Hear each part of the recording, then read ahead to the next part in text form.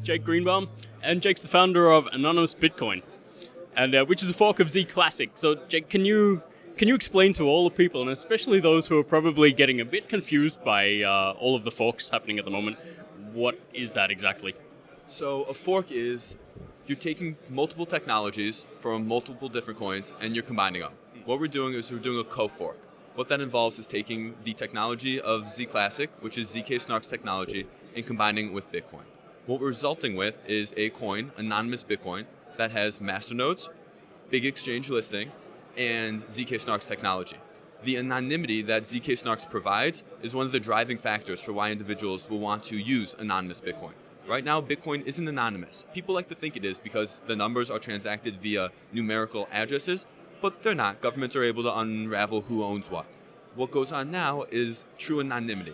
By creating anonymous Bitcoin, we're creating a coin that can be transacted without individuals knowing how much is being sent or where it's going to.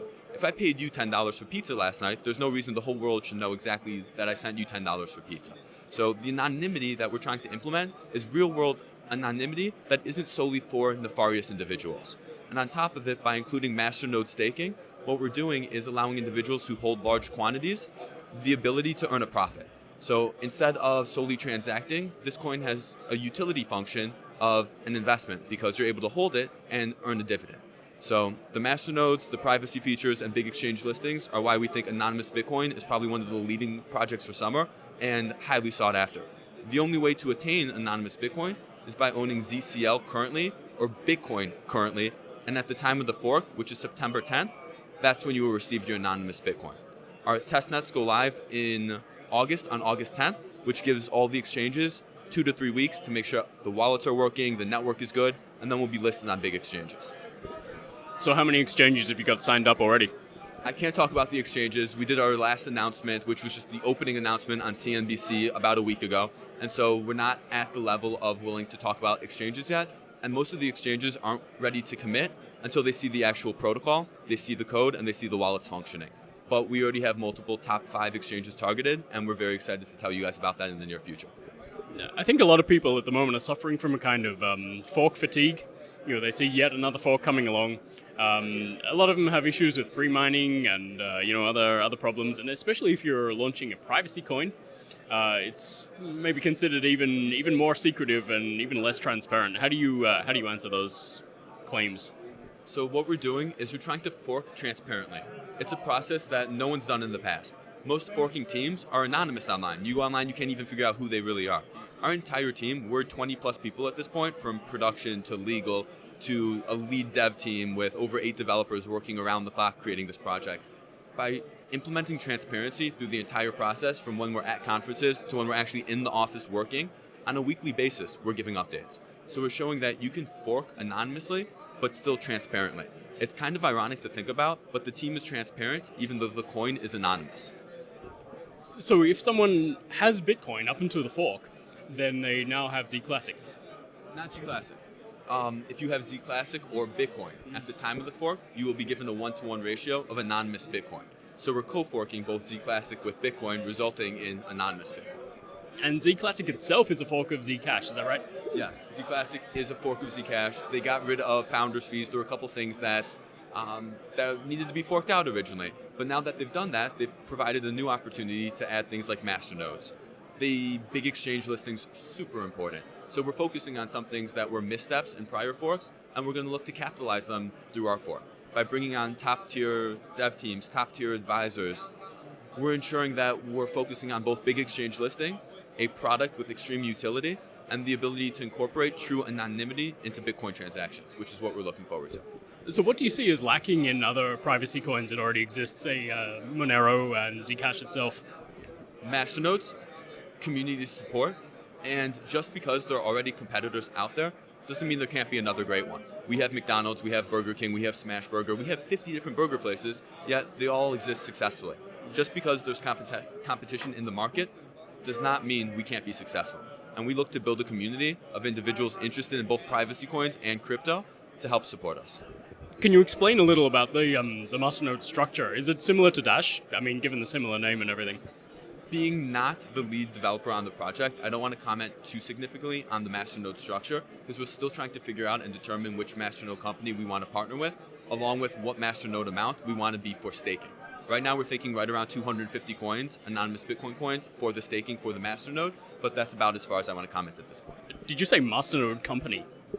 There are different partnerships that deal with Masternodes and facilitating those types of development, and we're still working on which one we want to partner with.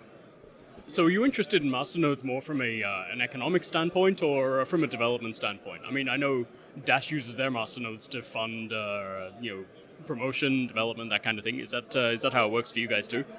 More of an investment standpoint. We want to give back to individuals who are holding large quantity of anonymous Bitcoin. We want to provide incentive. They have dividend rights. We're incorporating all those types of things. So we add benefit to holders of anonymous Bitcoin to the degree of how much they're holding. So we're looking forward to paying back holders while also implementing the ZK-SNARK's privacy features. So how many anonymous Bitcoins do I need to hold to run a Masternode? Currently, the thought is about 250, but this isn't finalized yet. The white paper's not out there. But as far as the dev teams are going back and forth, we're trying to predict the future value of anonymous Bitcoin because we want to make Masternodes both affordable, but we don't want them to be entry level. We want you to have enough anonymous Bitcoin for it to be stakeable. So the whole population can't stake, but we don't want to make it exclusive for millionaires only. So we're trying to find an in-between, and we're thinking 250 anonymous Bitcoins should be enough to stake for the Masternode. So this is a proof of stake coin? Yes. Okay, so how do you fork Bitcoin into proof of stake? It's a combination. So it's not technically proof of stake. It's still proof of work with Equihash as far as the platform behind it, but the Masternodes allow almost a crossover. So even though it's proof of work, it still has proof of stake functionality through the Masternodes. So you said you're not a developer yourself. How did you get involved with this project, and what's your goal here? So I was the founder of the project. I've done a lot of writing in the crypto space. Online, I'm known as Jake the Crypto King, and so I have a lot of presence as far as outreach in the community.